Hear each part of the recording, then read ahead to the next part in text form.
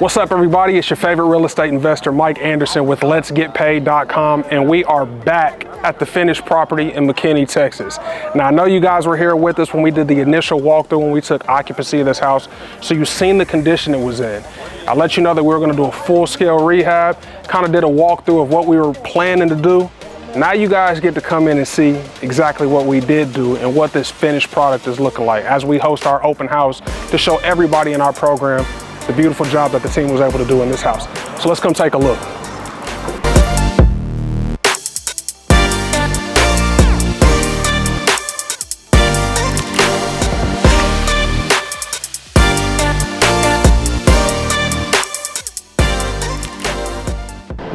We don't rehab a house to make it the most beautiful house in the neighborhood. We rehab a house to make the most profit at the least investment, and it is primarily driven by the comps in the area. Recent rehabs that have sold that were the basis of our ARV, our after repair value, that we think will be the estimated price that we sell the home for after repair. We will try to rehab it. I always say just a little bit more. She always says less than what that home that we used as our comps was rehabbed at. When we do our initial analysis of profit and what we think our offer price is going to be, we pull both homes that have not been rehabbed and homes that have been rehabbed, and we kind of start developing what our offer strategy is going to be. This house was a little bit different because of all the development that's going around, right? We are right in the middle of the big downtown McKinney redevelopment projects. I mean, this, you can see, I printed out the report. It's a terrible report. It's like a 200-page report on their vision and strategy for McKinney. Nanette can probably talk about this better than I can because she lives in the area. But this street is like right in the middle of everything that's going on related to their new city hall and the development going on. So we decided to go ahead and rehab this one. So you don't make it to what you would like to live in.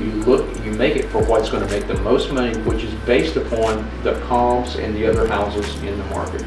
So number two, we don't try to make the house absolutely perfect, right? What we do is make it visually appealing and livable. There's some standard things we do in the rehab, which Michael will talk about from house to house, some standard things we always do. But we don't try to make it perfect. What we try to do is make it livable, and then through the negotiations process, find out what's most important to the buyers that we want to work with.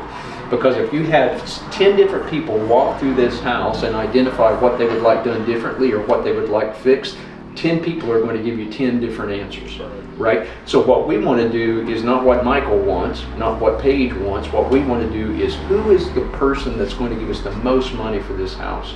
This home's not as bad because this is a 2008 home. 2008? 2004.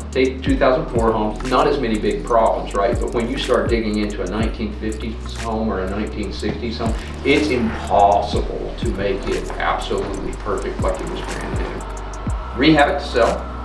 You can't make it perfect. Put it in the position that you can identify the things that are most important to your best buyer. Inspector is different, right? So your inspector may give you a list, their inspector comes and is going to give another list. Their job is to find every single little thing that is wrong with that house. So it varies on inspector. So that's why we don't do the whole inspector again. And now I do it for a higher end home only, but for like a lower end home, like this is a lower end home, I'm not gonna sit there and get an inspector. For a higher end home, like in the 900s, you know, yes, I'm gonna get an inspector to make sure, hey, if there's a major issue, it's easier for me to resolve it before I list it than to resolve it after I list it, because your clientele is a little bit different. For this one, we didn't get an inspector. I don't want to disclose it. And so we say, hey, it's good enough. There are things that I do know that's wrong with that house. You know, just visually I notice it, but. And we'll include that in the disclosure statement. We will include it in a disclosure, but then that gives them room to negotiate. When we sell as is, we give them 0 auction dates so they don't have the opportunity to do an inspection, and we tell them this is as is. We're not going to fix anything that you found. So 2 different strategies. For a retail home, we expect the inspection and we budget for some amount that we know we're going to have to invest in order to fix some of the problems. Now, 3 You to know, 5. like insulation, right? I won't do insulation.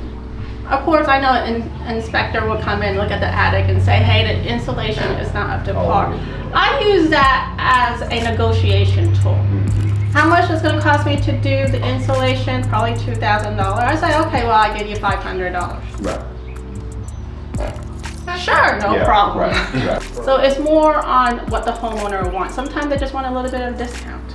So that's what I will do.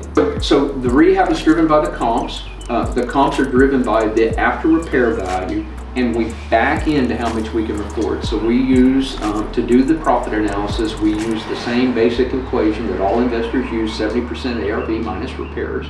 And that, based upon, will determine what we think we're going to profit, and we adjust the amount we're going to profit to the amount we're going to put into the rehab, all based on the comps. Whatever the neighborhood dictates should be done is what we do.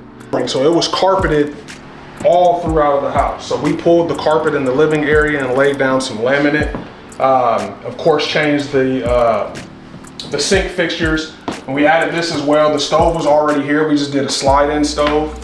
And then the chandeliers and the fans. So we put fans in, replaced the fans in every room.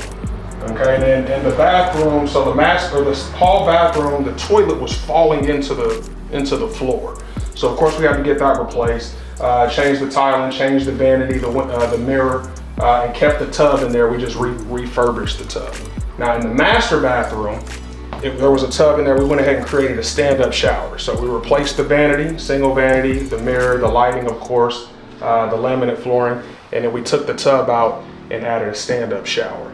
Now for the outside, if you can see the pictures, it was a pretty ugly yellow and green. So you can see where we changed the gray shade of the exterior paint, the paint of the porch, and then the landscaping. As you've seen, the landscaping team just put some bushes and stuff to make it a little bit more appealing, and then knocking down that tree. We had a big tree that was in the way that the power lines from the house ran through, and the branches were all over the house.